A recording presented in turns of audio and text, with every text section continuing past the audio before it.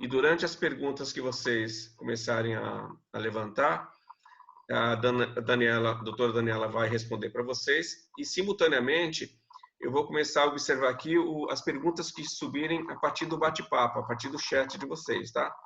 Quem fizer pergunta através do chat, eu só peço que, por favor, coloquem o seu nome ou o telefone WhatsApp, porque se caso a gente não conseguir responder tudo aqui durante a nossa live, nosso compromisso é então da gente analisar a sua pergunta e responder posteriormente, tá? Caso já não tenha sido respondida aqui durante a live. Tá bom, pessoal? Então, vamos dar início. Vou abrir a palavra agora para a doutora Daniela. Daniela, fica à vontade. Vamos começar, então, a nossa live. Obrigado. Robson, obrigada. Primeiramente, quero agradecer ao CEPROSP, na sua pessoa, pela oportunidade de participar dessa live, de trazer alguns esclarecimentos sobre essas questões, essas medidas provisórias que saíram recentemente, que trazem uma série de alterações. E o que eu quero dizer até antes de começarmos é que tudo isso que eu trouxe, eu tenho um material que depois eu posso, inclusive, disponibilizou ao Robson posteriormente. Tudo isso é fruto da interpretação, porque, na verdade, são situações muito novas, muito recentes. Teremos entendimentos de todo tipo, da forma como eu vou conduzir aqui as questões, as perguntas, e também de forma diversa. Então, agradeço por essa oportunidade, pelo espaço aberto aqui pelo CEPROSP na sua pessoa, Robson. Muito obrigada. Bom, nós tivemos aí, nos últimos 20 dias, pelo menos 3 medidas provisórias, até mais, né? Mas medidas provisórias que trouxeram inúmeras alterações nas relações entre empregados e empregadores. Então, o que eu separei para conversarmos hoje é sobre 2 dessas medidas, a 927 e a 936. Mas, assim, muitos já abordaram os aspectos, os direitos, a forma de concessão, a forma de negociação. Então, hoje eu quero inverter. Eu quero conversar um pouco com vocês e tirar dúvidas da forma como essas negociações devam ser conduzidas, no sentido de trazer um menor risco para a atividade empresarial.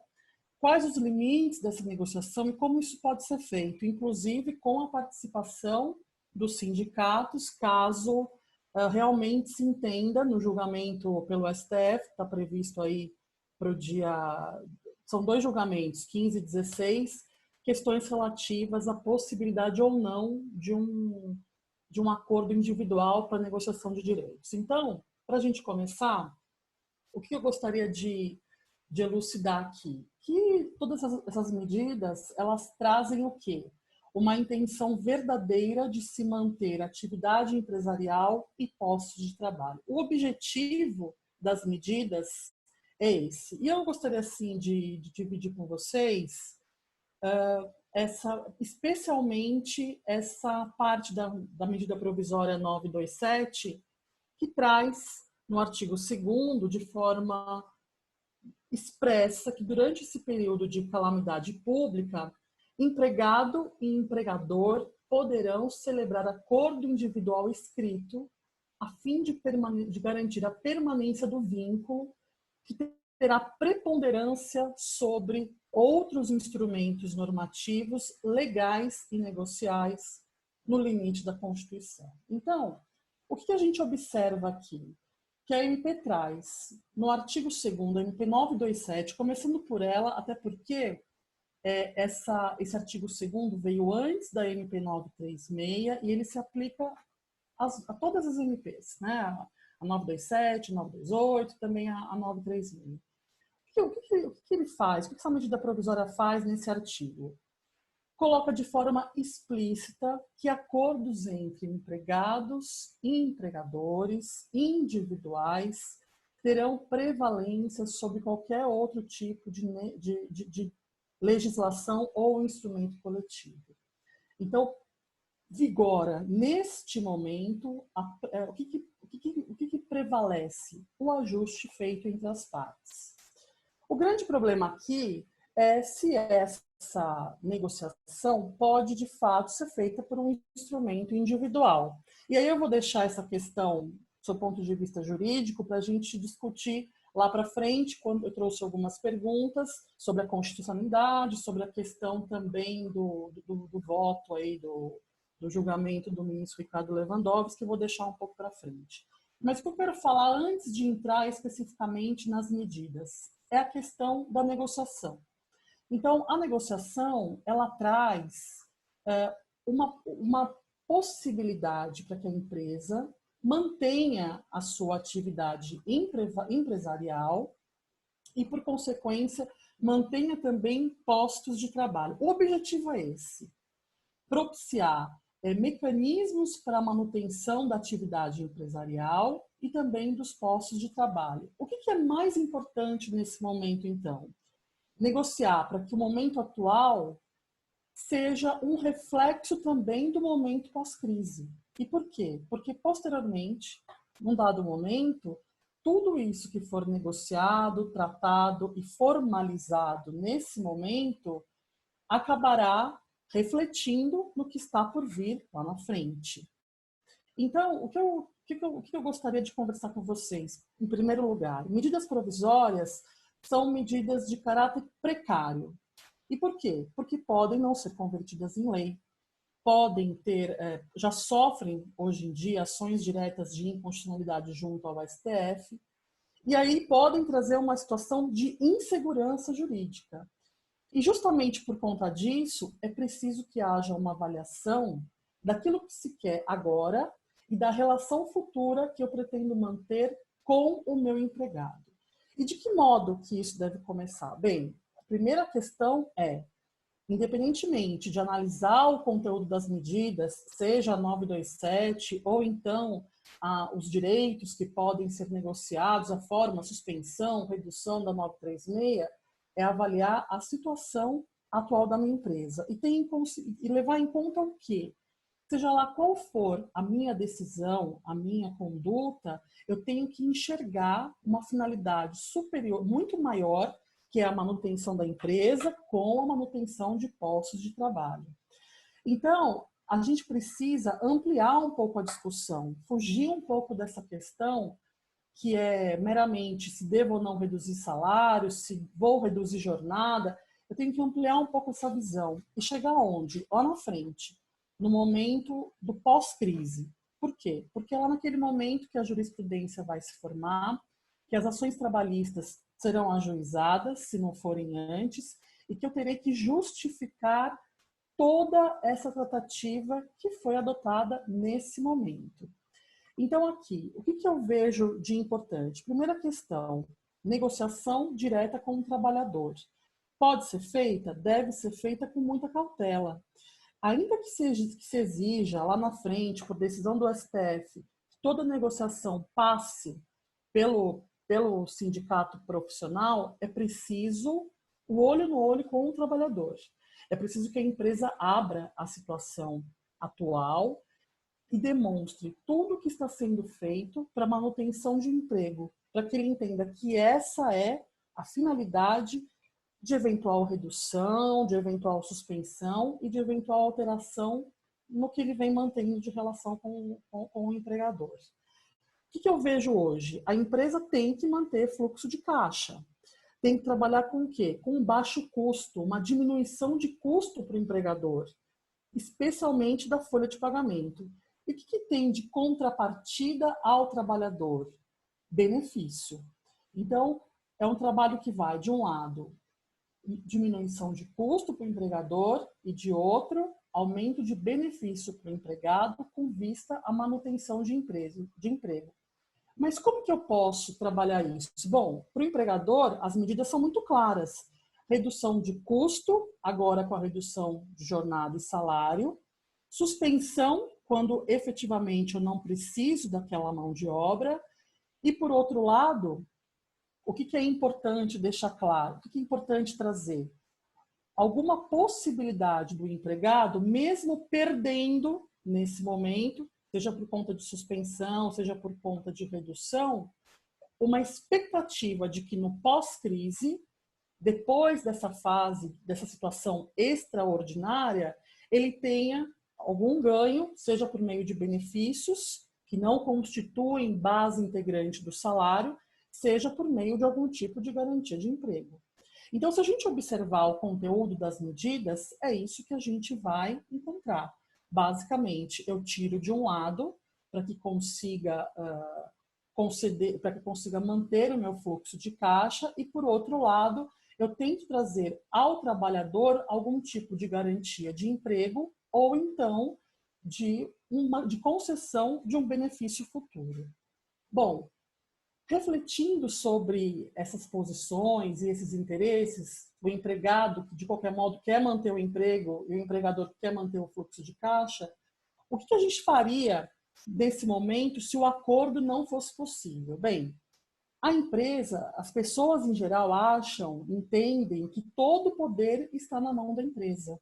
Não é verdade. A gente pensando no pós-crise, no que virá depois, nós temos uma situação importante, que é o quê? Depois que tudo isso passar e quando eu precisar resgatar a produtividade, a atividade da minha empresa, eu quero também manter os recursos, aqueles que já conhecem a atividade e que podem sustentar mais trabalho, mais dedicação ali na frente. Então, é isso que eu vou negociar. O momento agora não é nem só de diminuir, de suspender, de reduzir, mas é também de criar uma expectativa possível para o pós-crise. É só assim que a gente consegue estabelecer uma negociação transparente e possível. Veja, o que a gente tem hoje em dia? A maior parte das discussões que eu tenho visto e das dúvidas dos meus clientes é com relação à segurança jurídica nesses procedimentos de negociação. E qual que é, em primeiro lugar, a minha orientação? Bem, avalie a situação real da empresa. O que a magistratura como que a magistratura tem se posicionado? Deve haver uma negociação transparente com o empregado. Se eu tiro 50% de um salário, com redução em 50% da jornada, eu tenho que demonstrar que o meu faturamento também diminuiu em 50%. A minha renda bruta, então, diminuiu 50%. E por quê? Porque tem que haver essa transparência, essa intenção genuína de se manter o trabalhador valendo-se dessas medidas trazidas pelas medidas provisórias. Então, assim, a primeira questão é a avaliação real da empresa, a avaliação da situação da empresa, o que realmente se perdeu, para que justifique a adoção de qualquer medida de diminuição de salário ou de jornada com o trabalhador.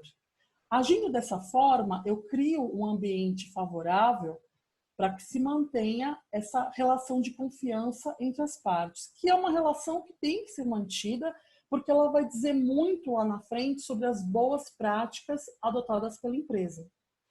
Então, o que eu tenho visto? Eu tenho visto dificuldades das empresas em negociar, e isso é um assunto complicado, porque se realmente a decisão do Supremo for no sentido da necessidade de negociação coletiva, muitas empresas querem evitar a qualquer custo, qualquer tipo de medida que enfrente a burocracia de uma negociação, e aí acabam partindo para a decisão da demissão, tá? Que não tem nenhuma alteração daquilo que a gente já conhece pela CLT, mas vejo também, por um outro lado, a intenção real de muitos trabalhadores, ainda que eventualmente obstados pelo sindicato profissional para a negociação, assumam a posição de negociar o próprio salário, a própria fonte de sustento, porque querem garantir algo muito maior do que o salário integral naquele mês. Então, eu falo um pouco dessa parte da negociação, por quê? Porque essa negociação transparente com o empregado é o que vai fazer, é o que vai diminuir muito, seja risco de reclamação trabalhista, onde a discussão será sobre a validade ou não desses acordos que foram firmados, e principalmente vai refletir na aceitação por parte do empregado de medidas de diminuição de salário ou jornada, por mais difíceis que sejam naquele momento, em razão do prejuízo da renda. Então, em primeiro lugar, e eu já tenho conversado sobre isso nas empresas e tudo mais, o primeiro ponto que eu vejo para as empresas é negociar de forma clara e transparente com o trabalhador. Ainda que eu precise adotar medidas extremas, como é o caso da redução do salário, ainda que eu parta para uma negociação individual por uma série de fatores, é preciso que isso seja feito de forma transparente e que o empregado tenha conhecimento da real situação da empresa e entenda que aquela medida é necessária para manter o posto de trabalho, que é, no fundo, a intenção de todas essas medidas provisórias. Em última análise, é o que a medida provisória pretende, é o que ela deseja, né, com esses mecanismos. E aí, partindo desse ponto, eu separei algumas dúvidas que eu tenho observado na parte da negociação, algumas dificuldades, e queria falar sobre elas. O que essas dificuldades podem trazer, o que isso pode refletir lá na frente em termos de risco trabalhista. Doutora, eu percebi que nós já ingressou aqui na nossa live, já temos 114 pessoas depois que eu fiz a abertura. Então, eu quero novamente me apresentar. Eu sou o Robson, diretor do CEPROSP, para quem chegou agora. Informar também que o nosso presidente Luiz Dinesi também já está aí presente, assistindo, né, acompanhando aí com a gente. E para quem chegou depois, a gente vai fazer uma live de um formato um pouco diferente daquela anterior nossa, tá?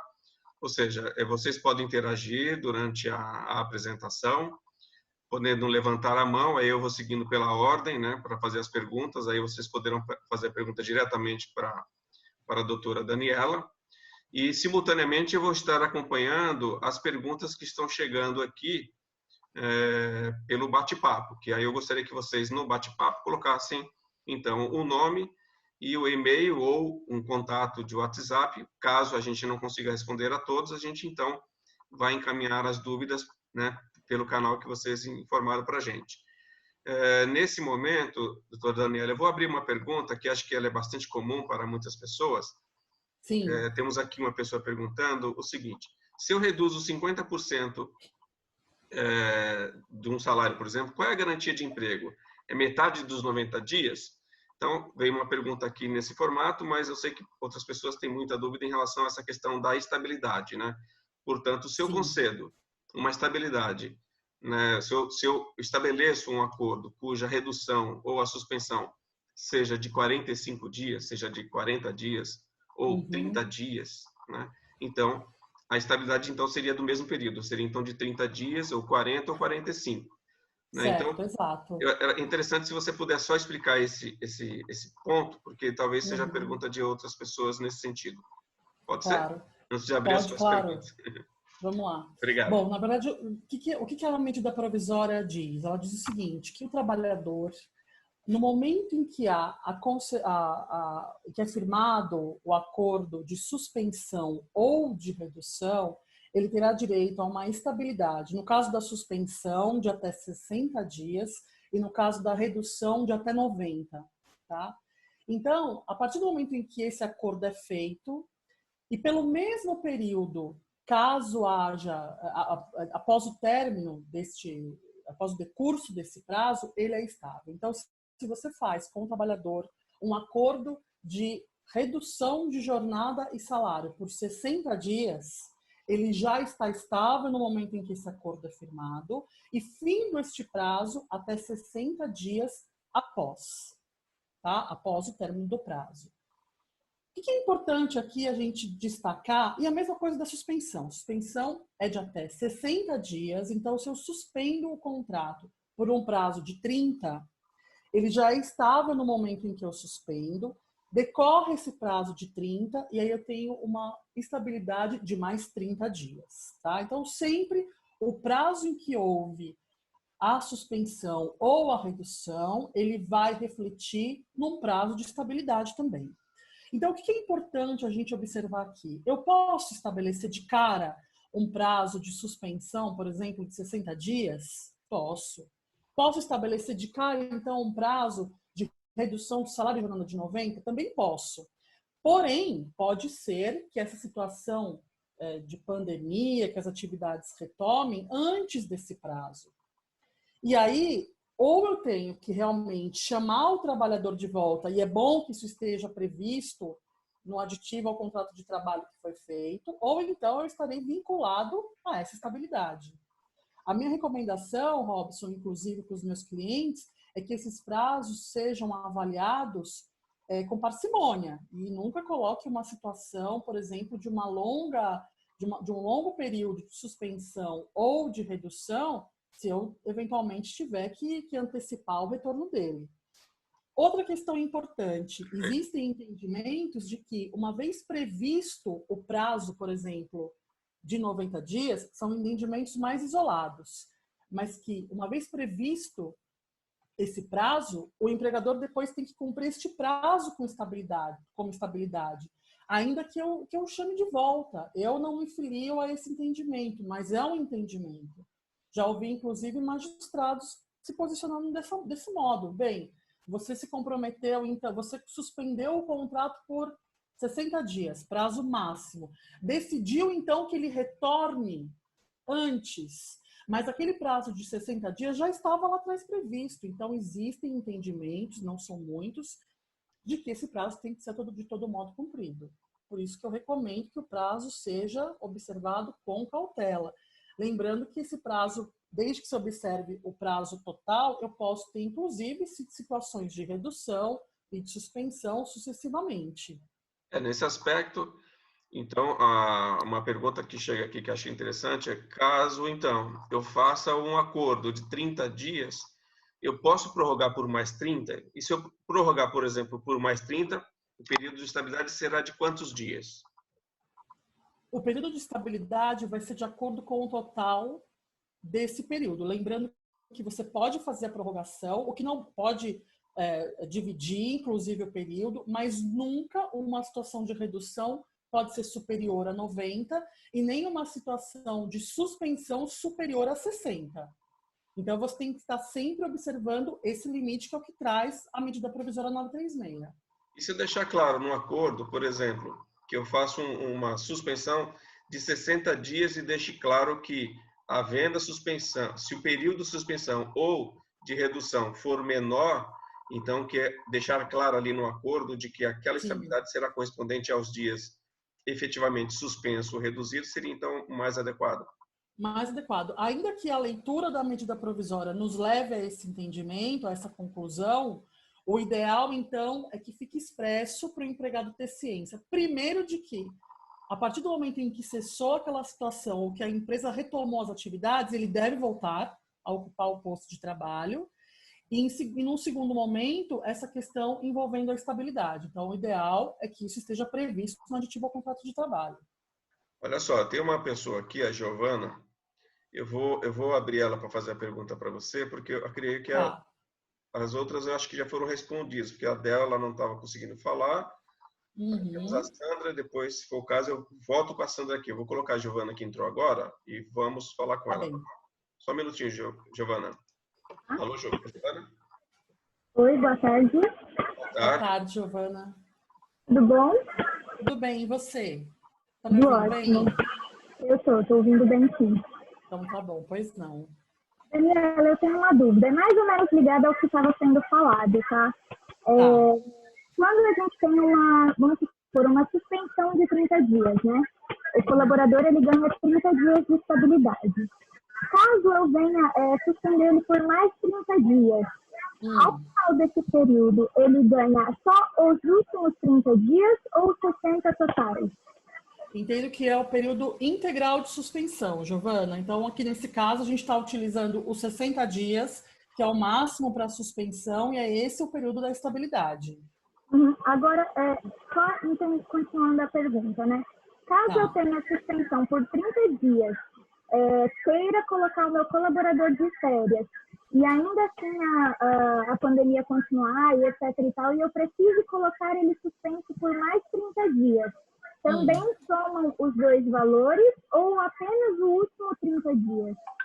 Entendo que também soma, porque dentro daquela situação de pandemia, você utilizou 2 períodos distintos, mas eles devem se somar. E aí a gente atingiria o total de 60 dias para suspensão, tá? Uhum. E o mesmo equivale para as reduções, né? Sim, no mesmo que vale para redução, lembrando que o importante é que você sempre observe esses períodos máximos. Ocorrendo dentro de uma mesma situação com o mesmo trabalhador, você vai somar esses períodos. Entende? Que tem que ser feito desse modo a contagem. Uhum. Ah, tudo bem, era só essa a minha dúvida. Tá? Obrigado. Obrigada. Tchau, tchau. Imagina. Sandra, eu vou permitir então você fazer a sua pergunta, ok? Olá. Olá, Sandra. Pois não? Olá, doutora. Boa tarde. Olá, boa tarde, Sandra. No caso dos 60 dias, que é o prazo máximo de suspensão, esses 60 dias é por todo esse período que ficar em estado de calamidade. Ele não tem nenhuma previsão. Se eu trago de volta o colaborador, quando que eu posso colocar ele de novo suspenso? Olha, essa especificação não está realmente na MP. Ela só estabelece os prazos, os períodos e o máximo que seria para eu alcançar. Então, 60 dias de suspensão, 90 dias de redução.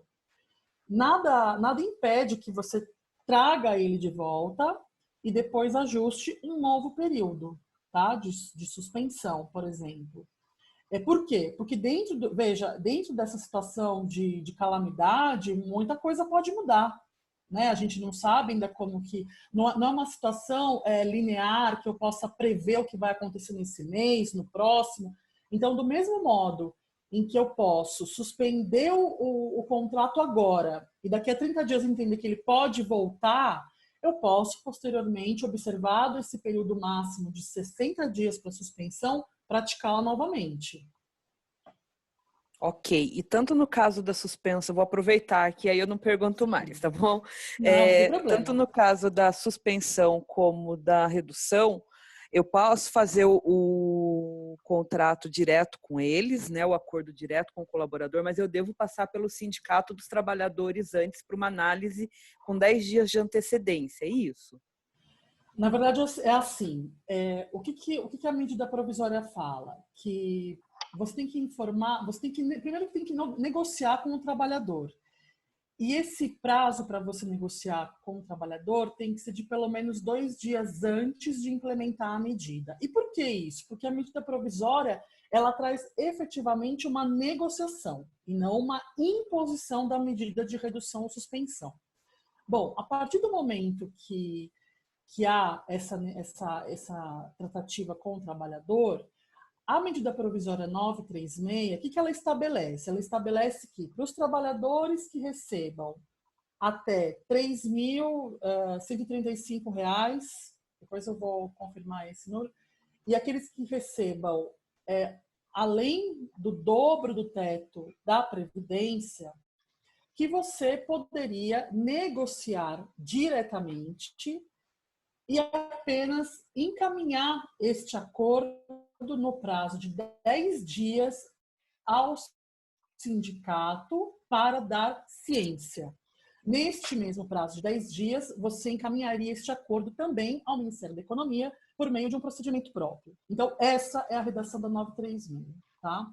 Porém, houve uma ação direta de inconstitucionalidade, a 63, e aí, quando ela foi recebida lá pelo Supremo, o ministro Lewandowski disse o seguinte: olha, não basta que você informe ao sindicato. O sindicato deve se pronunciar se deseja ingressar na negociação, para assumir a negociação, ou seja, para validar aquele acordo, ou então para transformá-la numa negociação coletiva. E aí, para que tenha plena eficácia aquilo que foi negociado, ele tem que aprovar aquilo que foi feito. Caso o sindicato em 10 dias não se manifeste, então entende-se que o acordo tem plena eficácia. Então, atualmente, a gente tem que tomar cuidado com essa aplicação pura e simples da MP 936. Por quê? Porque a questão de submissão do acordo ao sindicato está pendente de julgamento lá no STF.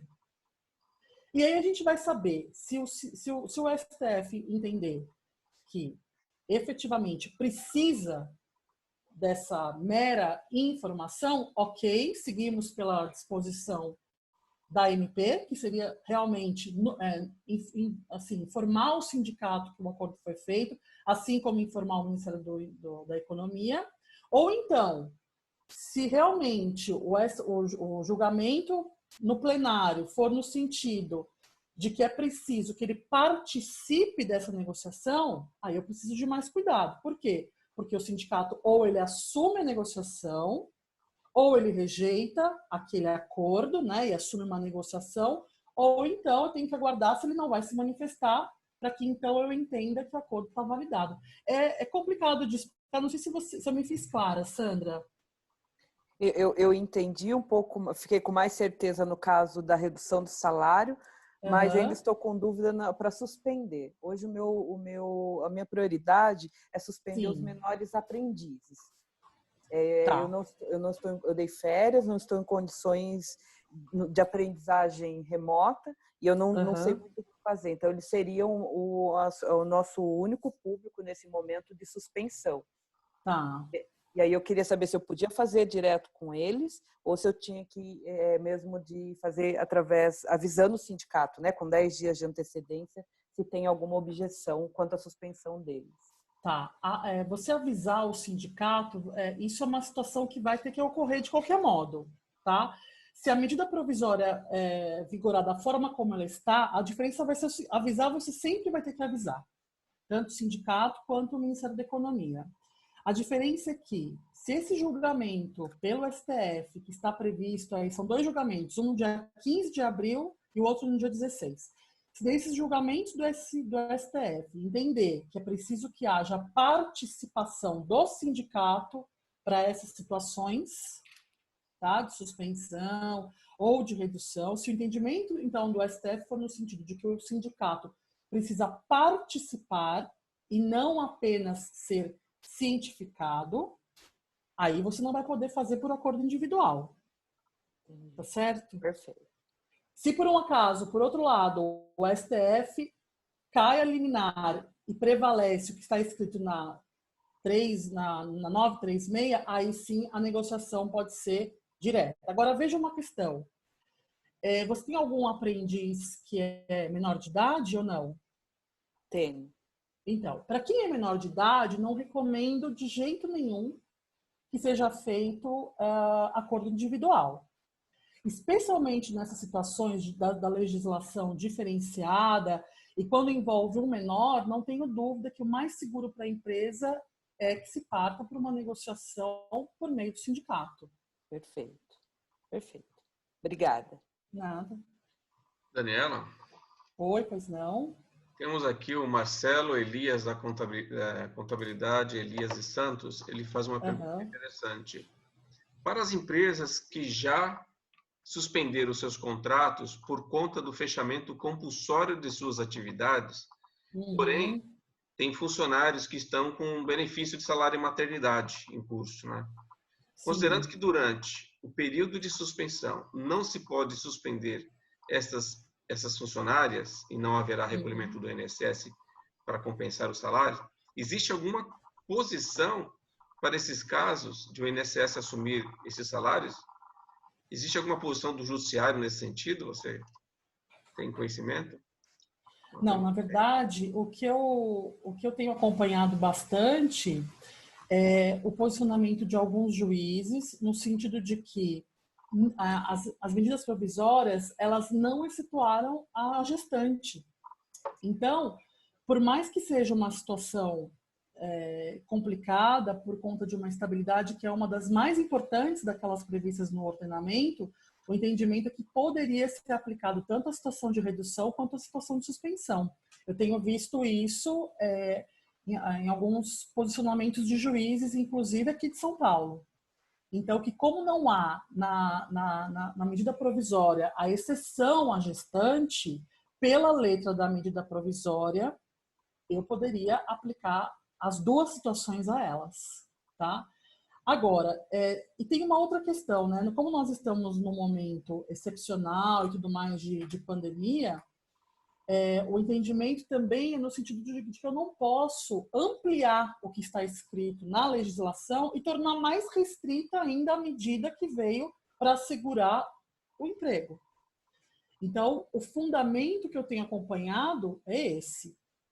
Sem prejuízo desse esclarecimento, que foi inclusive recente, eu participei de alguns outros algumas lives também, mas participei de encontros nesse final de semana. O entendimento foi esse, de que a gestante não está excluída expressamente, que, portanto, eu poderia aplicar essas situações. Mas tem uma outra questão também que eu acho importante a gente considerar. O artigo 2º da MP 927, ela fala da prevalência do negociado. Então, ainda que haja uma situação dessa com a gestante, se a gente pode adotar um caminho que seja um pouco mais conservador, eu entendo que seria da negociação para se manter, ainda que a gente fuja um pouco ainda que a gente aumente um percentual de redução, mas evite ao máximo a suspensão por conta dos recolhimentos. Perfeito. Tem mais uma pergunta que eu achei interessante aqui que eu vou abrir para você.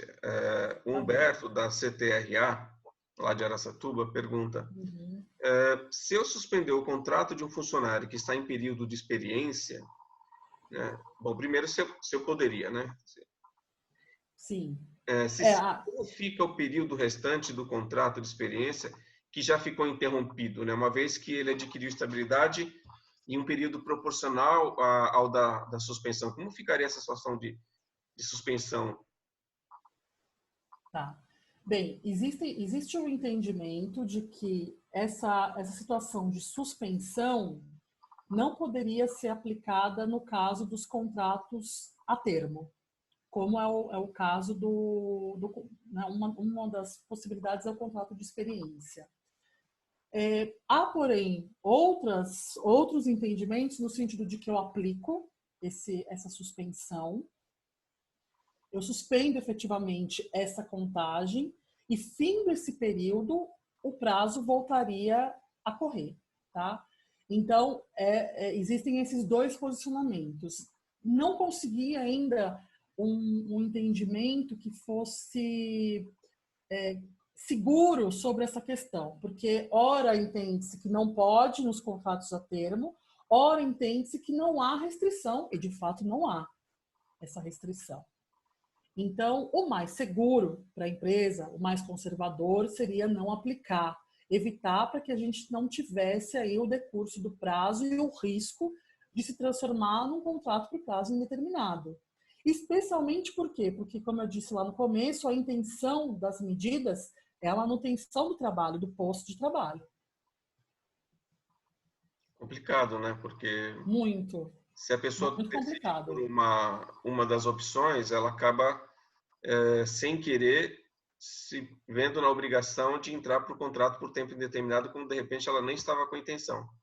Exatamente, exatamente. E aí vem aquela outra questão. Se o intuito realmente da medida provisória é a garantia do posto de trabalho e se adota todas essas questões, isso tudo gera estabilidade, como que eu posso depois justificar que não houve, que esse contrato não se transformou num contrato por prazo indeterminado? Então, a gente também tem que entender que depois desse período a gente terá a jurisprudência da pandemia. E aí a gente não sabe como os juízes vão se posicionar em relação a esses assuntos. O que eu tenho certeza é que todas as medidas, todos os entendimentos serão no sentido de se manter o trabalhador, né? De um esforço maior para se manter o posto de trabalho. E é por isso que eu acho complicado, dentro de um contrato por experiência, a gente aplicar essas situações de suspensão ou especialmente de suspensão. Entendi. Isso é realmente uma pergunta bem difícil, né? Porque Sim. né, as empresas vão acabar ficando com esse problema se ela não tomar uma decisão do que fazer, ou se não vier uma orientação, né, nesse sentido, né? Sim, com certeza, com certeza. E isso é o que a gente vai, na verdade, a gente vai saber muito mais depois que isso tudo passar. Então, tudo isso que está acontecendo agora, a gente vai ter que assumir o risco para depois saber como que vai ser o pronunciamento, a posição do judiciário. E é por isso que, nesse caso específico do contrato a termo, a minha orientação é que se observe estritamente o prazo sem a suspensão. Até porque tem dois, né? Pode ter 2 períodos, né? Dependendo do contrato que ele fizer, né? Exato, 90 dias, ele exatamente. tem 45 dias para decidir o que vai fazer, né? Exato. Então, por conta disso, eu acho complicado essa aplicação. Tá certo. Doutor, se você preferir, então, abrir os questionários que você mesmo elaborou, eu acredito que Sim, vai responder alguma das perguntas. Uma pessoa disse que ela não entendeu se poderia ou não fracionar, então, a suspensão ou redução. Ficou claro de que é interessante que, né, seja fracionado, inclusive, né, para sim, evitar. É possível fracionar, né, e até você recomenda uma questão de estratégia aí da empresa para não exato, qualidade. É isso? exato. Exatamente. Inclusive para evitar essa questão de períodos muito longos, sem que já que a gente tem incerteza absoluta no futuro, né, de como isso vai ficar, quanto tempo que vai durar. Então, até por conta disso, a minha recomendação é para que os prazos sejam adotados com parcimônia nesse momento. Eu sei que dentro das perguntas que você elaborou, Uhum. vai entrar na situação do sindicato, o sindicato profissional, né? Então, tem uma Sim, pergunta aqui que eu achei curiosa. Roger está perguntando, em company. Se a empresa conversou com todos os funcionários, né, é, e todos entenderam e aceitaram uma redução, por exemplo, de 25%, tá? Vamos tá. considerar essa hipótese, né?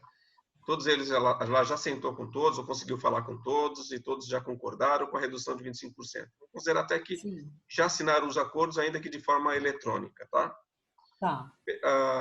O questionamento aqui que me chama a atenção é: essa semana o sindicato pediu para desconsiderar esse acordo, né, e fazer o acordo de redução diretamente com o sindicato. Como devo proceder nesse caso? Refaço o acordo com o sindicato ou mantenho o acordo com os funcionários e só informo o sindicato sobre esse acordo? Tá. Bom, então vamos lá. Para os acordos individuais que foram feitos antes da liminar concedida pelo STF, eu entendo que eles vigoraram como acordos individuais. Aí veio a liminar. Então, a partir da liminar, eu teria que submeter o acordo ao sindicato. E aí eu tenho que aguardar realmente a decisão do STF para saber se eu posso prosseguir na minha negociação individual ou se de fato eu tenho que submeter ao sindicato. Então, o que acontece? Muitos entendimentos são no sentido de que essa liminar, até teve um julgamento hoje, um pouco antes da live, mais ou menos na hora do almoço, no sentido de que me parece que vai ser realmente prestigiado a informação ao sindicato, sem que haja a necessidade de submissão. E também, nesse julgamento de embargos, foi dito o seguinte, que ainda que haja um acordo individual feito com o empregado, caso sobrevenha um acordo coletivo ou com situações mais benéficas, deve-se garantir ao trabalhador a oportunidade de aderir a esse acordo coletivo. E por quê? Porque aí seria uma condição mais benéfica para ele. Então, da forma como a situação está hoje, eu entendo que o acordo individual teve validade até que houve a decisão do STF. E se realmente vingar esse julgamento aí no dia 16 sobre a necessidade de participação, me parece que o entendimento sobre um acordo coletivo posterior é que o empregado tem que ter a oportunidade de aderir à negociação coletiva, caso ela seja mais benéfica a ele. problema é o prazo, não é? Porque muitas vezes eu Isso. percebo que o próprio sindicato ele tem uma certa morosidade entre o tempo de perguntar ou submeter a uma apreciação e a resposta do sindicato. Vamos considerar que essa resposta do sindicato supere os 10 dias, né? Tá, bom. Nesse momento eu posso considerar, né, enquanto ainda está em vigor a liminar do Lewandowski, eu entendo que estaria em vigor o que ele disse. 10 dias, se não houver resposta, está considerado como válido. Mas Sim. imagina que dia 16, que é o dia do julgamento dessa liminar, ela caia por terra. O que você entende? Bom, se a liminar efetivamente cair, tá? Ou seja, a gente vai ter a prevalência, ainda que momentânea, do acordo individual em relação sobre a negociação coletiva. Então, cai a liminar, eu vou pelo que está escrito na MP 936, ou seja, faço um acordo individual, fiz o acordo individual, tenho 10 dias da data da assinatura para dar ciência ao sindicato e ao Ministério da Economia. Dar ciência. Isso é uma situação. Então, se a liminar cair, vigora a MP, ou seja, a MP é constitucional, basta a mera ciência ao sindicato. Certo. Por outro lado, bom, vamos só para não confundir, então, nesse caso de liminar cai, prevalece a 936, tá? Agora veja, vamos supor que a liminar, então, não caia. E que aí eu tenha que trazer o sindicato profissional para essa negociação. Esse é um ponto que eu tenho ouvido uma série de reclamações por parte dos meus clientes. Seja por conta da burocracia na negociação, seja pela falta de atendimento. E aí, o que a gente tem que entender? Em primeiro lugar, é que eu tenho que formalizar tudo o que eu fizer em relação ao sindicato profissional. Como que é formalizar? É tudo por e-mail ou por telegrama. Tudo que eu possa ter um registro da minha boa-fé, do meu interesse em negociar, no sentido de manter posto de trabalho. Então, é muito importante que eu formalize esse passo a passo. Então, por exemplo, o sindicato tem um e-mail. O telefone, normalmente, se atender o telefone, é muito mais difícil de você fazer essa gravação, às vezes demora muito. Então, o melhor, a meu ver, é pelo e-mail, pelo menos o e-mail, encaminhe um e-mail, dando notícia e solicitando que o sindicato inicie a negociação. Se discordar do meu acordo, que então ele assuma a negociação. Ou que se posicione ali, tem uma discussão se são 10 dias, se são 8 dias, se vai cair pela metade, mas enfim. Resumindo, que o sindicato se posicione. Envio esse e-mail e tenho que reiterar esse pedido, tenho que registrar todas as vezes que eu tentar fazer um contato com o sindicato profissional e esse contato não for atendido. E por quê? Porque esse histórico da tentativa de negociação, do eventual não atendimento, ele vai formar a minha defesa numa futura reclamação trabalhista. Então, é indispensável. Outra questão. Tenho conversado bastante até com o Robson e já estive aqui na outra live, já presenciei, inclusive, a postura do Sr. Luigi com relação à atuação do CEPROSP. O sindicato patronal, ele pode também dar esse suporte na negociação. Ele está aqui, eu percebo muito do CEPROSP essa intenção de efetivamente acolher, participar dessa negociação. Então, por exemplo, meu empregado quer o acordo. O empregado quer o acordo, ele concordou com a redução, e aí vamos supor que o STF entenda que eu tenho que submeter esse acordo ao sindicato. Pois bem, o sindicato de empregados, muito embora o empregado tenha interesse nessa negociação, não atende, não retorna, se mostra intransigente, ou faz uma cobrança de uma taxa absurda, por exemplo, para vir negociar. O que eu entendo que caiba? Caiba, então, que uma comissão de trabalhadores que tenham interesse nessa medida se posicionem perante, inclusive, o sindicato das empresas. E para que, eventualmente, isso se transforme num documento que possa configurar a intenção das partes de negociar e manter um posto de trabalho e a negativa ou dificuldade apresentada pelo sindicato, que pode, eventualmente, ser considerada, inclusive, conduta antissindical.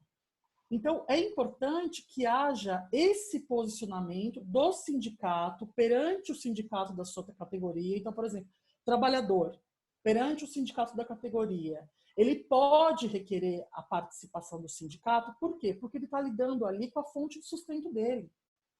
Então, é bom, é interessante, é importante que ele busque o sindicato e que também converse com o sindicato da empresa, porque diante de uma negativa, sindicato da empresa e comissão de trabalhadores podem firmar um entendimento e demonstrar que aquele acordo feito atende ao interesse do trabalhador, ainda que haja eventual negativa por parte do sindicato profissional. Veio até veio de encontro com uma dúvida do Ângelo, né? Em que ele fala que numa situação como essa, deveria até se envolver realmente os sindicatos patronais, a fim de até de firmarem um acordo coletivo nesse sentido, e reunindo dentro desse documento quais são as dificuldades que as empresas também têm apresentado, né? Porque são diversas, mas é possível às vezes coletar essas informações e você estudar todas essas dificuldades e trazer para um único documento. A dificuldade, geralmente, são as empresas mesmo relatarem as suas dificuldades, né? Mas, e já respondendo, então, a pergunta do Ângelo aqui, né, sim, seria interessante que se envolvesse cada vez mais os sindicatos patronais nessa situação, né, para que a gente pudesse ajudar de outra forma. Sim, e tem aí eu volto até porque está escrito na MP 927, né? Que é aquela intenção, de fato, de se garantir, de se prestigiar o negociado, né? Veja, o sindicato profissional, ele não atende ao interesse próprio, ele atende ao interesse da categoria que ele representa. Na liminar que foi apreciada pelo ministro Marco Aurélio, que foi aquela ação direta de inconstitucionalidade em face da MP 927, né, que é até anterior a essa decisão do ministro Lewandowski, o ministro Marco Aurélio, que tem um histórico, uma carreira trabalhista, o que ele diz? Veja, eu não posso retirar do trabalhador que ele defenda a fonte de sustento. E eu não posso, numa situação de pandemia, dificultar, trazer mais óbices, burocratizar essa situação. Por isso que se admite o acordo individual. Mas numa situação, por exemplo, que a gente tem em tecnologia, tem aí um intervalo de remuneração, que é onde estão muitos profissionais, que a negociação com o sindicato é obrigatória, que é de quem ganha acima de 3.125 e abaixo do dobro do teto da Previdência. Aí, nesse intervalo remuneratório, a negociação com o sindicato, ela vai ser, sindicato profissional, é obrigatória. Então, nessas situações, é indispensável que a empresa tenha o cuidado de formalizar o contato e que, se não conseguir, se efetivamente não houver retorno, houver uma certa má-fé por parte do sindicato profissional, que ela busque o sindicato patronal para a adoção dessas medidas e que, eventualmente, negocie por meio de uma comissão de empregados. O pessoal está colocando aqui diversas dificuldades que vem enfrentando com o sindicato da categoria, né, dos empregados. Isso já pelo menos me parece de que aí uma intenção realmente tem outras intenções, não é só de celebrar o acordo para resolver um problema de preservação de emprego. A impressão que me passam é de que o sindicato está aproveitando o momento para se rever cláusulas que não competem nesse momento serem tratadas, e por conta disso a gente acaba tendo um atraso na solução do que é principal, que é a preservação de empregos. Como é que você vê essa situação, doutora Daniela, onde muitas empresas têm relatado, inclusive para nós, o CEPROSP, essa dificuldade em tratar com rapidez com o sindicato, ainda que ele se manifeste, né? Quando ele se manifesta, percebem que eles mostram interesse, porém apresentam lá algumas cláusulas que não tem nada a ver com o principal, seriam cláusulas ou de assistencial, ou de pagamentos, ou coisa do gênero. Como você vê essa situação? Olha, é uma situação comum. Eu vi que teve uma pergunta, uma pessoa dizendo que não consegue negociar PLR porque o sindicato se recusa. Eu já tive situações assim diversas vezes. Não só aqui em São Paulo, mas em outras localidades também, ou porque o sindicato se nega efetivamente, ou porque não quer negociar para quem não é efetivamente, para quem não recolhe em benefício do sindicato, ou porque quer colocar uma taxa absurda que às vezes é 4%, 5%, já vi, do valor da folha anual para se fazer uma negociação. Então, assim, o que eu vejo nesse momento é que esse tipo de situação de excesso, de abuso, ela tem que ir para o judiciário. Mas antes do judiciário, antes da gente chegar ao extremo de uma discussão, tem que buscar ou uma negociação com uma comissão de empregados, com base no artigo 2º da lei da MP 927, que fala sobre a prevalência da negociação entre as partes. Então, eu entendo que deve-se buscar uma negociação, por exemplo, com uma comissão de empregados, e que essa situação deva ser reportada para o sindicato patronal. Porque firmando um documento que eventualmente registre as dificuldades da empresa ou o que passou, eu consiga levar isso como prova para uma reclamação trabalhista. Outra questão, alguns tribunais têm implementado setores de mediação para tentar obter um acordo. Também acho que seja uma forma de evitar esse tipo de prática antissindical. E acho que nesse momento de pandemia, onde todo mundo perde, empregado perde, empregador perde, esse tipo de prática vai ser olhada com muito mais atenção, inclusive pelo judiciário, que eu não posso justo agora dificultar. Veja, uma PLR, é claro que o trabalhador quer. Claro que o trabalhador quer, ainda mais no momento, né? Um momento como esse, ou os momentos antecederam, e depois ainda da pandemia, Robson, imagina como o trabalhador não vai querer implementar um programa desse.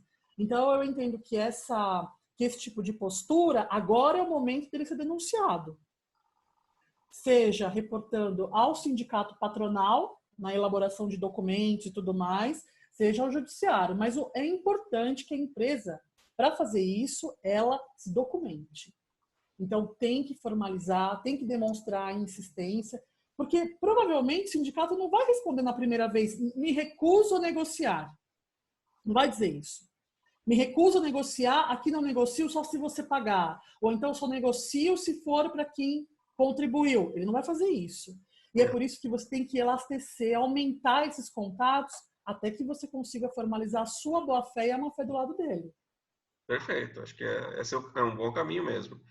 Eu vou voltar só um pouquinho na questão da suspensão, porque temos aqui o Marcelo, ele até disse que você já respondeu, mas ele ficou ainda com uma dúvida. Eu vou permitir a fala dele. Marcelo, vou colocar você aqui para falar conosco. Marcelo? Oi, boa noite. Está me ouvindo? Estamos. Estou ouvindo bem. Oi, Marcelo. Tudo bem, doutora? Tudo jóia? Tudo jóia, graças a Deus. Robson, prazer mais uma vez. Obrigado, viu, por essa live tão importante no momento como a gente está passando. Eu já tive o prazer de assistir uma palestra com a doutora Daniela, sou um fãzinho incondicional dela. Ah, que legal. Obrigada, viu, Marcelo? Obrigado. Obrigada. O Robson também, porque eu sou de Santos e faço questão de ir até participar das lives, das palestras, perdão. Palestras, é verdade. Agora vamos fazer boa parte em live, via live. A gente estava comentando isso. Pois é, então, mas nem a live eu perdi, para você ver como é que nós estamos seguindo. Olha, que bom. Muito bom. Amigos, o negócio é o seguinte, principalmente a doutora Daniela, essa questão dos sindicatos, ela me parece um problema seríssimo, né? Porque com todos, fique bem claro isso, né? Porque a grande maioria está se utilizando de bom senso, alguns apenas admitindo apenas a comunicação, né? Apenas o envio, não o aval, como decidiu Lewandowski, e como a senhora bem lembrou, o Marco Aurélio Mello já tinha decidido em 4 ações diretas de inconstitucionalidades que, excepcionalmente, para estes casos, prevaleceria o legislado sobre o negociado, nesta situação única e exclusiva, sem tirar o poder do sindicato nas outras menções que a própria MP faz. O que me ficou ainda em dúvida, doutora, muito embora tenha tentado prestar atenção, mas eu estou de home office também, de vez em quando fica complicado, né? Passa um filho por um lado, é uma televisão que a gente pede para desligar. Sim. As empregadas que estão no salário maternidade, o que acontece? Eu tenho empresas que são de shopping, né? Comércios de shopping. E o fechamento é compulsório, não há como eles reduzirem jornada ou fazer qualquer coisa que não seja ou demitir ou suspender o contrato. E até por os médicos existe a previsão de que esses estabelecimentos sejam os últimos a retornarem, né, num eventual escalonamento das atividades, né? Sim. Coisas desse tipo. Então, não existe para eles nem a possibilidade, que a grande maioria ou é de comércio ou é de bar, lanche e restaurante. Fazer delivery. O shopping está fechado. O estabelecimento está localizado dentro do shopping. No caso das empregadas que já estão com salário maternidade, eu não entendi o final que a senhora comentou. Existe a possibilidade de eventual suspensão do contrato, excepcionalmente nesses casos, ou só para casos de redução? Tá. Na verdade, é assim, nem a MP 927 nem a 936 trouxeram vedação ou restrição para a aplicação quanto às gestantes. Tá? Perfeito. Então, em tese, tanto a suspensão quanto a redução se aplica para ambas.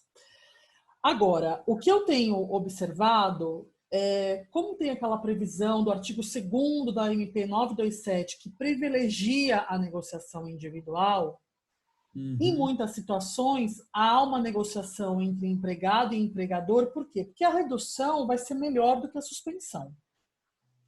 E, às vezes, a própria gestante aceita uma redução de salário de um valor superior, mas para manter o vínculo de emprego, né? Manter os recolhimentos.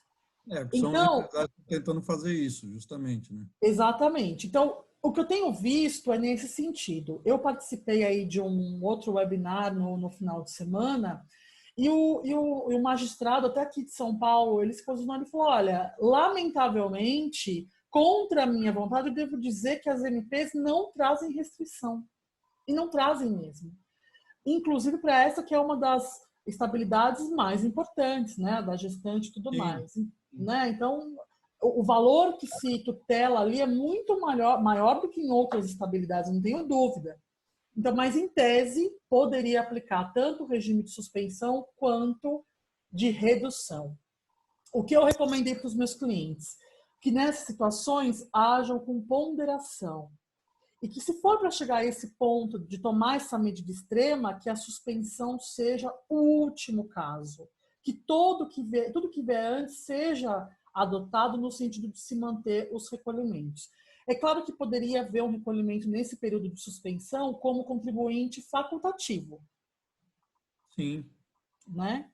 Mas eu entendo que se conseguir evitar, Marcelo, essa questão da suspensão, eu acho que muitos empresários têm partido nesse sentido com as gestantes. Sim, é que nesse caso específico, e aí eu volto a falar dos shoppings, com fechamento compulsório, sim. E considerando que ela já está sobre a égide do salário maternidade, ela está recebendo esse salário, o problema seria que a empresa paga para se beneficiar da dedução no INSS. Sim. As atividades fechadas, sem receita para poder fazer pagamentos, próprio INSS, porque ela suspendeu o restante do quadro, ela não teria como se beneficiar de nada, ela estaria pagando diretamente o salário, o benefício para a empregada, para se beneficiar lá na frente. Só que o que nós estamos tratando é o agora. Ela não tem condição de bancar, até porque para algumas, por sorte, são 2, 3 funcionárias nessa situação. Situação. Eu tenho o entendimento também, doutora, que eu até conversei com você já a respeito, eu trabalho em contabilidade e advocacia. Para estes casos, sem esquecer que existe a Constituição, os direitos, principalmente os direitos dessas gestantes, e até mesmo com relação aos sindicatos, eu tenho pedido para que as empresas enfrentem os seus problemas direto, né? E que isso tudo vai ser discutido numa época própria e que até o judiciário deve sobrepesar que, olha, não fez porque quis. Exato. Outra alternativa, né? Sim, e sim. ou por uma suspensão de um benefício de salário maternidade para pagar, para receber do governo esse valor, tudo isso vai ser discutido lá na frente, mas que melhor que fosse feito dessa maneira do que efetivamente deixar de pagar qualquer remuneração para funcionária, seja por meio direto ou indireto. Sim, com certeza. Com certeza. Na verdade, é um caso específico, mas que ele requer muito mais cuidado na tomada de decisão. Porque é claro que numa situação extrema, por exemplo, de shopping, Marcelo, vai chegar uma hora que não vai ter jeito. Se tiver que suspender porque não tem o que fazer, então é melhor suspender ainda do que rescindir. Sim, a questão é que os empresários, na grande maioria, não querem rescindir. Mas, por exemplo, neste caso, voltando à tela, não dá para dar férias porque ela já está sobre o salário maternidade, né, em tese. Não poderia suspender um contrato que já está sobre uma condição de, em tese, suspensão. Sim. Só que, há muito tempo atrás, o INSS pagava o salário para os empregados nessas condições. Depois mudou para as empresas, era recolhimento e se beneficiarem do recolhimento do INSS. Só que nessa situação específica não há mais essa situação. Não tem condição de fazer recolhimento de INSS, porque todos os demais funcionários estão suspensos, e ela ficar inviabilizada de receber se não for pelo governo, porque a empresa não vai ter condições de pagar, né? Sim.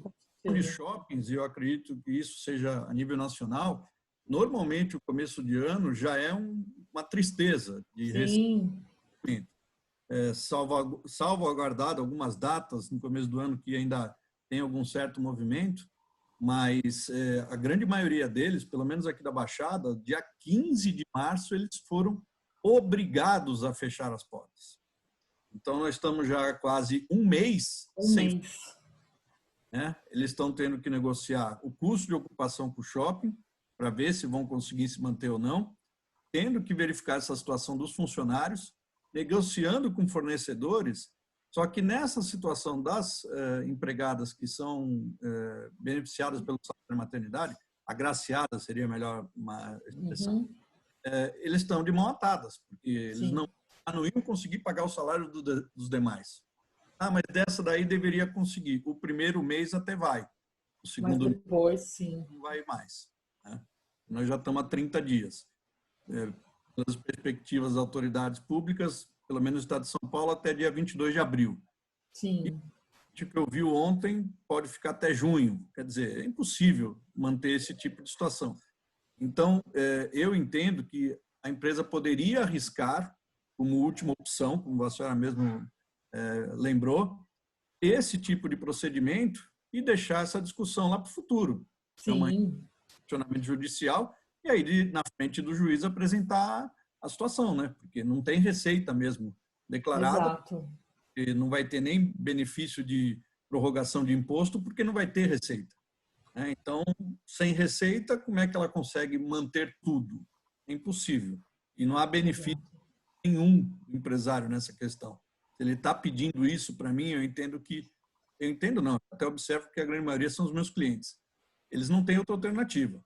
Ou eles fazem a suspensão mesmo, que contrariamente ao que, em tese, né, se garante na Constituição, como a senhora bem mesmo lembrou, a medida provisória não faz menção nenhuma e pelo princípio do direito, aquilo que não é proibido seria permitido, né? Sim, exatamente. Exato. Eu acho que esse seria um caminho, né, para tentar salvar as empresas nessas condições, né? E os próprios empresários. E assim, como medida maior, a manutenção do posto de trabalho, que é o objetivo das medidas provisórias. Sim, sim. Com essa medida da suspensão, ela, em tese, consegue segurar 60 dias. Sim. Até que, se não melhorar a situação dentro de 60 dias, o governo vai ter que fazer mais algum esforço, porque não tem como, né? A privada não tem os mesmos recursos que o poder público. Exato, exatamente. Doutora, Concordo muito com você. obrigado mais uma vez pelos seus Imagina. esclarecimentos. Eu que Robson, agradeço, muito obrigado por me Marcelo. abrir a palavra, tá? Eu Tudo que de bom. agradeço a participação, Marcelo. Vou continuar Obrigada, observando. Marcelo. Bom, obrigado, gente. Até já. Vamos lá.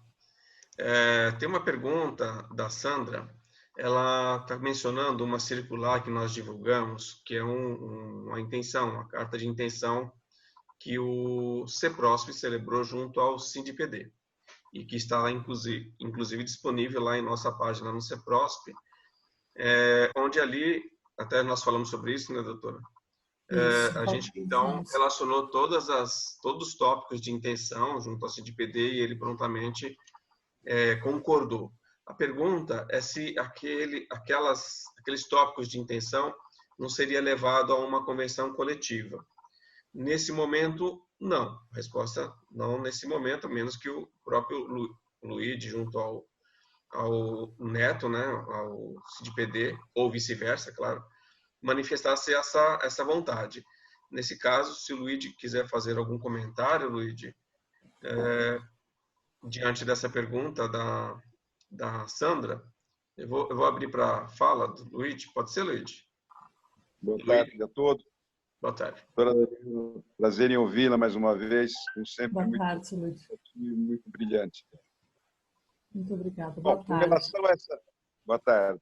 Com relação a esse protocolo que eles assinou com o CIDPD, era baseado na nossa convenção coletiva que está tramitando no judiciário, que infelizmente não foi julgada por falta o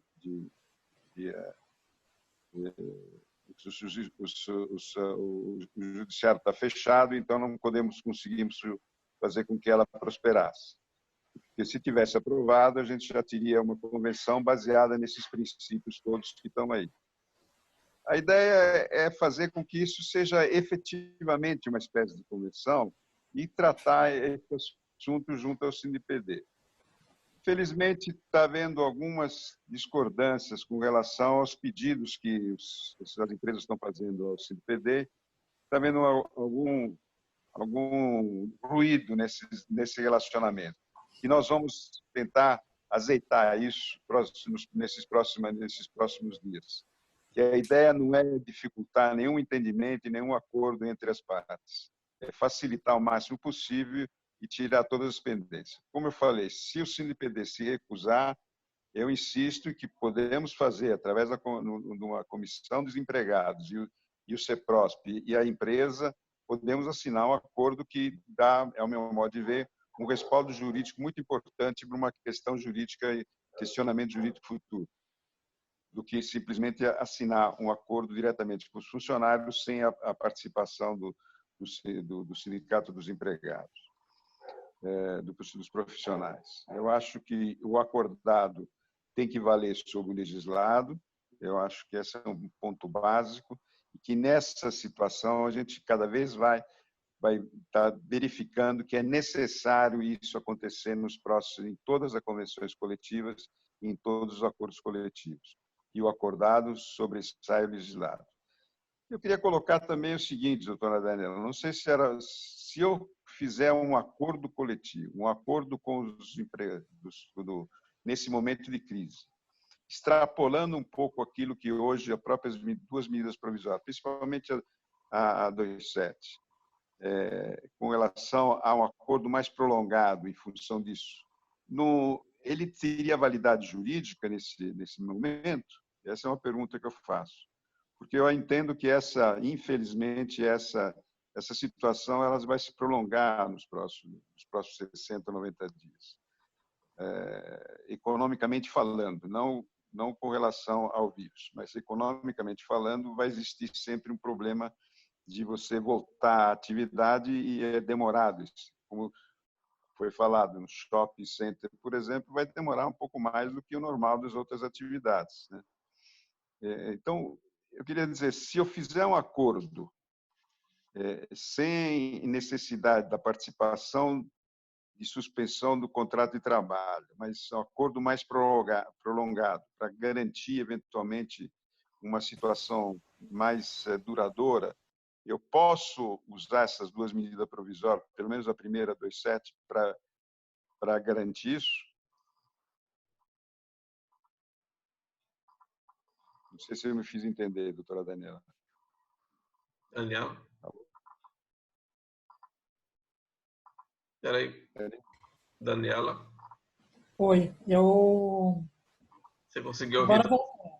Agora voltou a ouvir a pergunta do Sr. Luigi.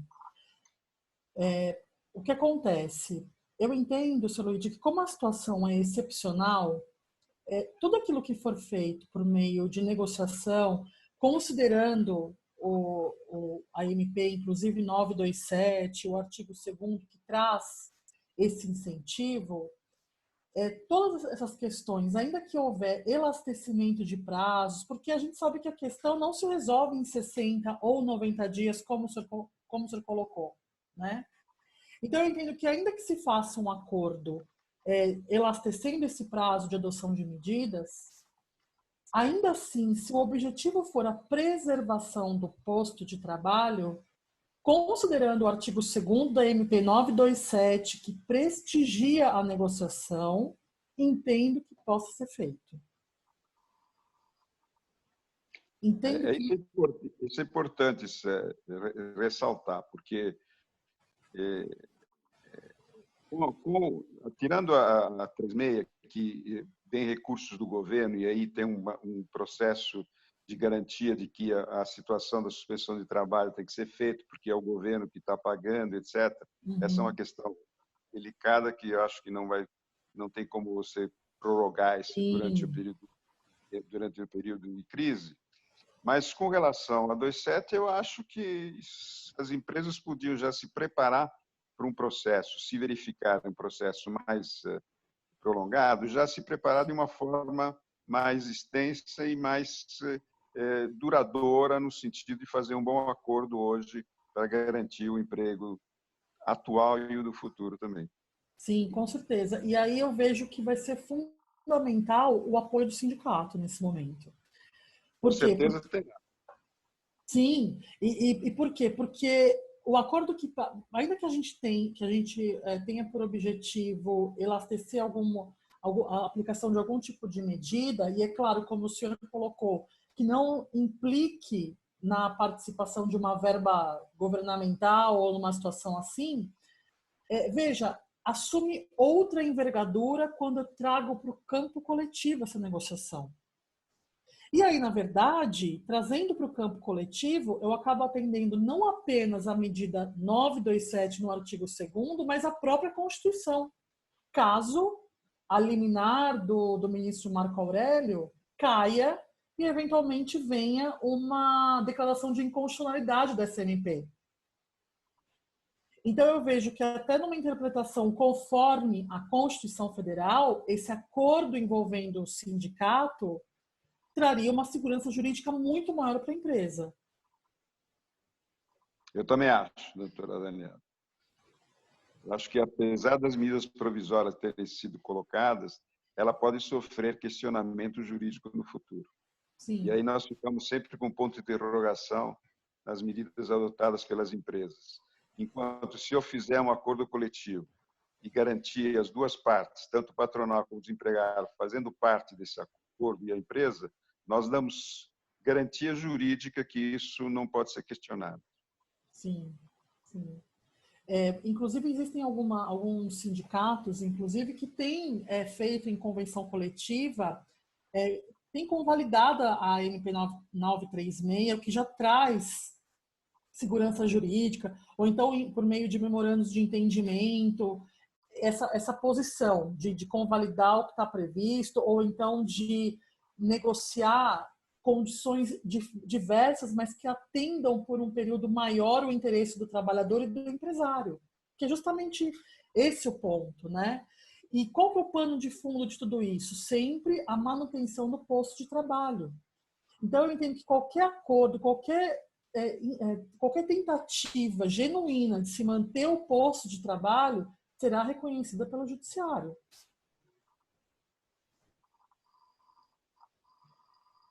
O Luiz desativou.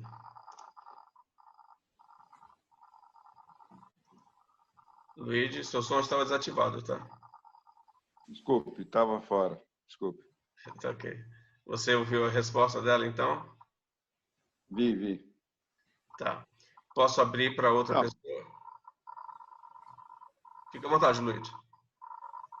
Não, eu queria agradecer realmente a doutora Daniela pela brilhante palestra que está acontecendo e pela paciência em responder todas as perguntas que eu acho que são muito pertinentes nesse momento e a participação intensa dos nossos associados e que estão nesse live é muito importante para todos nesse momento. Eu que agradeço, Luiz. Muito obrigada. Obrigado a todos também que estão aí fazendo perguntas. Eu tenho mais uma pergunta aqui, inclusive, do Rodrigo. Eu vou voltar você para outra posição, tá, Luiz? Se quiser voltar, só me falar, tá? Eu vou manter você aqui, Luiz, caso você queira fazer alguma interação, pode ser importante, mas vou deixar só com o som desativado, tá? Tá, ok. Bom, o Rodrigo faz uma pergunta que eu achei bastante interessante, que ele diz o seguinte: no caso de um acordo coletivo que necessita de uma assembleia geral com os funcionários, por exemplo, para aprovação, suponhamos que ele está considerando a hipótese dele fazer uma assembleia geral via live, reunir todos os colaboradores numa live, né? Suponhamos que ele considera essa hipótese de colocar todos numa live e falar sobre a proposta, e vamos considerar que então todos eles aprovem. Vamos ver aqui. Em caso de positivo, essa assembleia seja aprovada por todos os funcionários, pode ocorrer por uma live, por exemplo. Ele quer saber, poderia? Estou entendendo que sim, já está falando do sistema eletrônico, a live pode ser, então, reconhecida. Aí ele fala, além disso, essa aprovação pode ocorrer apenas para funcionários que são associados ou podem ser geral? Né? Se eu tenho que direcionar só para o associado ou direciono para associados e não associados? Veja, especialmente nesse momento, entendo que a Assembleia vai deliberar pela categoria, especialmente nesse momento.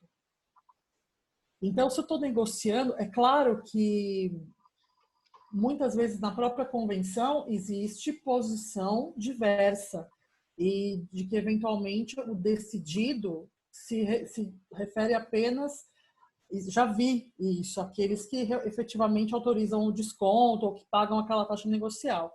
Mas, a meu ver, nesse momento é preciso o entendimento de que a negociação envolve a categoria de modo geral. E que todos, então, estariam abrangidos por aquela condição mais benéfica que foi negociada. Entendi. Rodrigo, se tiver alguma dúvida, espero ter respondido. Se tiver alguma dúvida, fica à vontade, tá? Temos uma dúvida sobre banco de horas. Hoje a empresa, pergunta da Rita, tá? Hoje a empresa já adota o banco de horas que é fechado quadrimestralmente, que inclusive, se é quadrimestral, certamente já deve estar falando do acordo do SINDI-PD. Uma das medidas do governo aborda banco de horas para compensação em até 18 meses. Sim. Isso, tanto se o banco de horas for negativo ou positivo. Pois já pode estar positivo, né? E porém vai ficar estabilizado, a empresa poderá entender este crédito para 18 meses. Deixa eu ver se eu li certo aqui, pois já pode estar positivo, porém vai ficar estabilizado. A empresa poderá estender esse crédito para 18 meses, uma vez que a empresa está com problema de caixa. Ou seja, ela tá citando o acordo que trata de um fechamento quadrimestral e a MP permite os 18 meses. Eu entendo que, no caso aqui, ela poderia adotar, sim, lógico, os 18 meses, uma vez que ela está com esse problema de caixa, comprovadamente esse problema de caixa. Senão não haveria... Até porque o próprio acordo venceu em 31/12, né? Então, venceu e continua sendo aplicado, até porque não temos a definição ainda do tribunal, né? Certo. o que algumas empresas têm feito para esse período que eu já vi acontecer, já acompanhei alguns casos, mas não foi, na verdade, com essa convenção do SINDI-PD, mas que para esse período da pandemia se estabeleça como se fosse um banco de horas à parte. E aí, para essas horas que forem acumuladas nesse período, que aí sim a compensação seja pela regra da medida provisória 18 meses. Isso numa análise de risco para evitar. Agora, veja, o banco de horas também no quadrimestral, a empresa não vai ter condição de fazer acerto agora, nesse momento, né?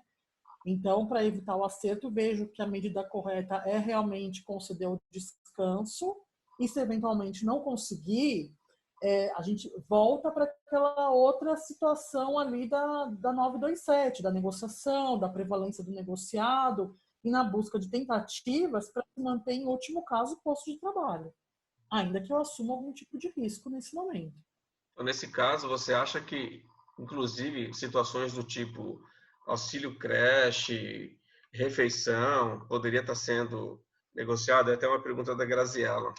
Tá, então vamos lá. Essa questão dos benefícios... Essa questão do creche, né? Fala do creche e fala da PLR também, que já está ali convencionado. O que você acha? Bem, essa questão dos benefícios é uma das questões que eu mais recebi de dúvidas aqui dos clientes e tudo mais. Bom, pela medida provisória, tá? Durante o período dessas medidas, os benefícios devem ser mantidos. Genérico, disposição genérica, ponto final. Benefícios devem ser mantidos. Bom, vale transporte, todo mundo acho que já ouviu inúmeras vezes que, como não há deslocamento, num caso de suspensão, por exemplo, ou de home office, o vale transporte pode ser retirado. Outros benefícios, VR e VA. Bom, VA, o entendimento unânime é que não deva ser excluído, que deva ser mantido. O vale-refeição, há controvérsias. Existe o entendimento mais conservador, no sentido de que, se a origem desse benefício for a convenção coletiva, não possa ser excluído. Por outro lado, se for a convenção coletiva e, por exemplo, houver uma previsão de vinculação do VR a número de dias trabalhados, numa situação de suspensão, esse benefício também poderia ser excluído. Então, tem decisão para todos os lados. Outras parcelas, e por que a discussão maior é VT e VA? Por conta da integração ao salário nos termos do artigo da CLT. Então, para esses, VA, VR, a interpretação tem que ser muito cautelosa. Se a gente fosse trabalhar aqui com gerenciamento de risco e o trabalho que eu tenho feito de compliance e tudo mais, o que eu diria? Aquilo que já foi negociado com o trabalhador por meio de instrumento coletivo, eu manteria, principalmente o vale alimentação, especialmente nessa situação, porque ele pode sofrer uma redução, uma suspensão, então eu manteria o benefício.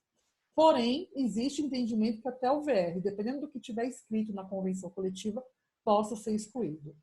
Os demais, que nem, por exemplo, vale farmácia, bom, o plano de saúde entendo que deva ser mantido até por conta da questão de saúde pública. Então, aí é uma outra questão. A gente acaba indo para qual que é a intenção da concessão do benefício.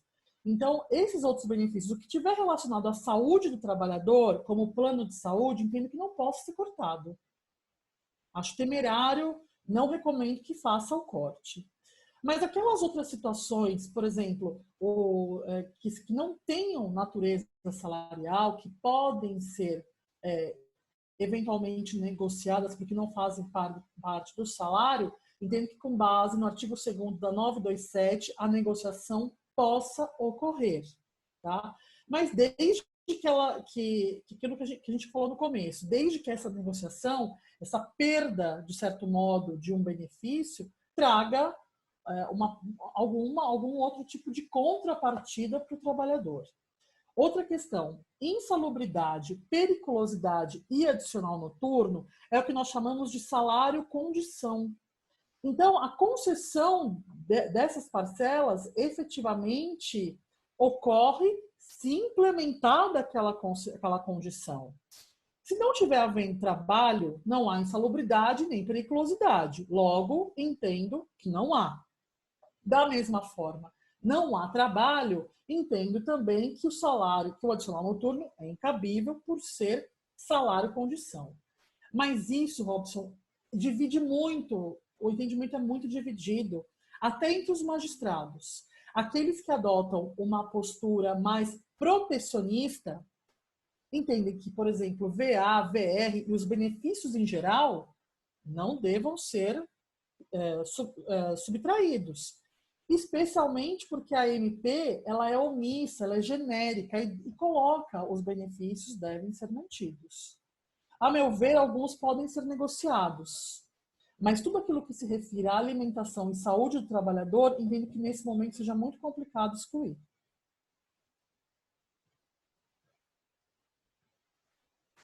Essa pergunta que eu te fiz, ela está muito correlacionada a uma outra do José Lenhari.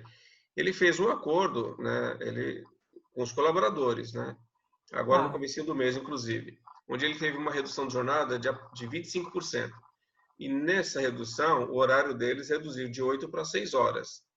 Uhum. O nosso acordo, nossa convenção coletiva já de muito tempo, ela prevê o pagamento de vale-refeição de um valor X para uma jornada de 8 horas. Logo, se ele reduz a jornada de 8 para 6, você acha que teria algum problema dele ter esse valor reduzido de 8 para 6 proporcionalmente? Porque, assim, ele fala, se ele não fizer isso, reduzindo inclusive o custo de vale-refeição que pesa na folha dele, obviamente como em qualquer outra folha, ele teria que decidir, ou eu faço isso, ou eu dispenso pessoas. Né? Numa situação como essa, em que ele está se tratando desse acordo, não seria o caso de já estabelecer essa situação para que fique claro nesse momento, né? Como é que você vê essa... Aqui é a minha opinião e como eu oriento os meus clientes, tá? Então, pode ser que tenham diversos entendimentos aí contrários, mas eu penso o seguinte, Robson, entre tomar uma medida que possa me trazer algum tipo de risco agora, para manter o trabalho, e partir para uma rescisão que não vai me trazer nenhum tipo de proteção e nem benefício, porque o objetivo das medidas é manter o empregado, eu assumo o risco. Eu chamo o trabalhador para negociação, formalizo o meu entendimento com o empregado. Se for caso, se eventualmente eu tiver que submeter isso ao sindicato profissional, eu submeto, mas eu negocio. Eu assumo o risco dessa postura para evitar a perda do posto de trabalho. Perfeito. Eu acho que eu entendo, e eu entendo também que vamos pensar numa reclamação trabalhista lá na frente. A intenção de se manter o posto de trabalho, de se garantir por maior número de tempo, né, por máximo de tempo, o trabalhador ali com o trabalho, isso vai ser considerado pelo judiciário. Tenho certeza, porque é esse o caminho de todas as alterações legislativas até agora. Não tem por que ser diferente. Eu concordo plenamente. Eu concordo.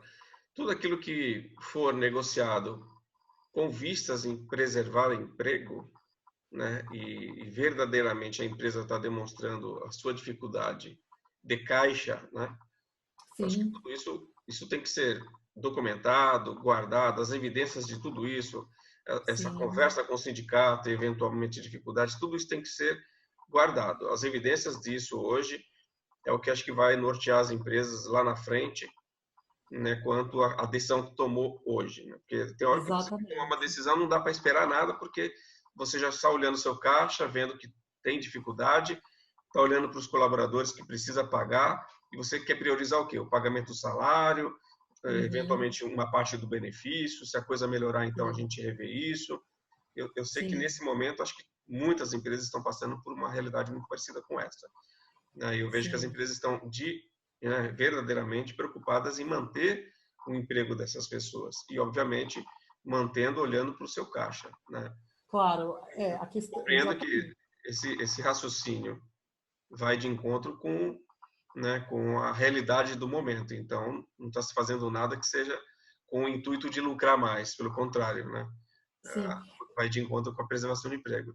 Tem perguntas aqui nesse sentido, inclusive da Gabriela, né, sobre vale-refeição, que o SINDI-PD estabelece aí 22 dias, né, em caso de férias, mesmo de férias e tudo mais, e ela pergunta, tem um mínimo, né, com a equipe trabalhando, e tem uma equipe trabalhando em casa, né? Qual é o nosso conselho, né? Corta ou não corta nessa situação? Porque muitas empresas perguntaram para mim, inclusive, se teria que pagar o benefício de vale-refeição essas pessoas estando em casa, né? Eu disse, olha, uma vez que está previsto na convenção, é aconselhável que se pague. Sim. Por outro lado, se a empresa está vendo que não consegue pagar o vale-refeição, é lógico que é melhor preservar o emprego do que mandar embora e negociar Exato. essa situação do vale-refeição. Gente, não estou conseguindo pagar o vale-refeição. E, uma vez percebendo essa dificuldade, se antecipa e negociar, inclusive, essa situação, para evitar, né? Vai ser um período de 90 dias. É melhor em 90 dias manter o emprego do que mandar vale-refeição e mandar outra parte. Exato. E que nem eu tive alguns casos de empresas que pagam muito além do valor previsto na convenção por conta de uma questão de localização. Então, a empresa está localizada num local ali, que os empregados, para se alimentarem, gastam muito mais do que prevê na convenção. Neste momento, buscaram os empregados para negociar uma redução nesse valor, até porque estariam em home office. Então, reduziram o benefício, assumiram esse risco de redução, todos os trabalhadores concordaram. Por quê? Porque todo mundo quer manter o emprego. É melhor eu abrir mão de um benefício assim, ou ter uma redução no valor, mas com certeza que esse valor será, de certo modo, uma economia para manter o fluxo de caixa da empresa, né? Então, a meu ver, Robson, todas essas medidas que tenham como finalidade a manutenção do posto de trabalho, o risco vai valer a pena.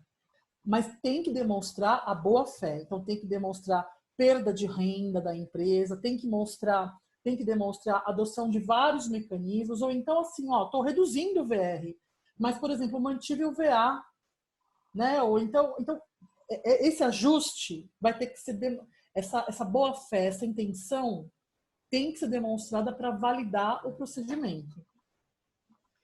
Perfeito. Daniela, nós já ultrapassamos aqui 10 minutos do nosso tempo. Eu passei aqui rapidamente, eu vi uma série de perguntas que nós já respondemos ao longo da live. Sim. Essa live está sendo gravada, eu vou dar uma revisada nela ao término, né, dessa live, para a gente, então, ver se a gente consegue subir essa gravação para que vocês possam, então, ouvir alguns pontos dela, né, para poder tirar suas dúvidas. Então, para a gente não se estender demais, eu vou, então, iniciar aqui o encerramento, né, e agradecer mais uma vez a doutora Daniela, ela está sempre colaborando conosco, já está com novas ideias aí de novas lives, né, Daniela? Depois, sim. Eu queria fazer uma posição, por favor. Pois não, claro, Luiz, fica à vontade.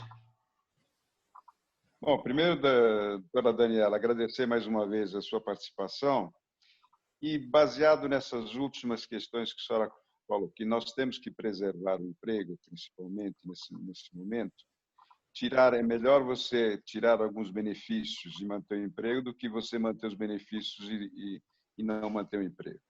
Sim. E nessa visão, o Vale-Refeição, o Vale-Condução, o PLR, os benefícios todos que são criados dentro desse processo, é único e exclusivamente para minimizar os custos dos impostos que sobrecaem sobre a folha de pagamento.